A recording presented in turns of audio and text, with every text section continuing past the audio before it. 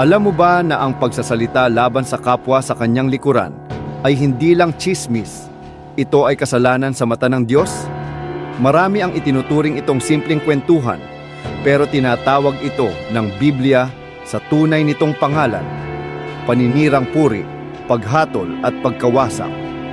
Makapangyarihan ang iyong mga salita. Maaari itong magtayo o makapatay. Tuwing nagsasalita ka ng masama tungkol sa isang taong wala roon, hindi mo lang sinisira ang kanilang reputasyon, nilalason mo rin ang iyong sariling kaluluwa. Sabi sa Santiago 3:5, ang dila ay isang maliit na bahagi ng katawan, ngunit napakalaki ng kayang ipagmalaki. Isang maliit na apoy lamang ang kailangan para sunugin ang isang malaking kagubatan.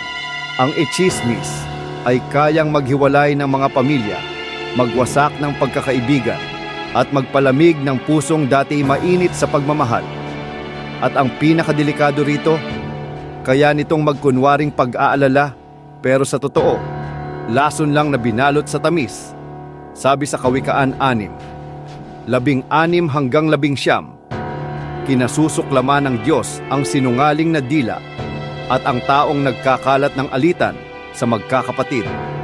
Hindi lang ito tungkol sa mga salitang binibitawan mo, kundi sa layunin kung bakit mo ito sinasabi. Kung ang iyong bibig ay mas nakakasira kaysa nakakapagpatibay, hindi ang Diyos ang nagsasalita sa pamamagitan mo, kundi ang iyong kayabangan.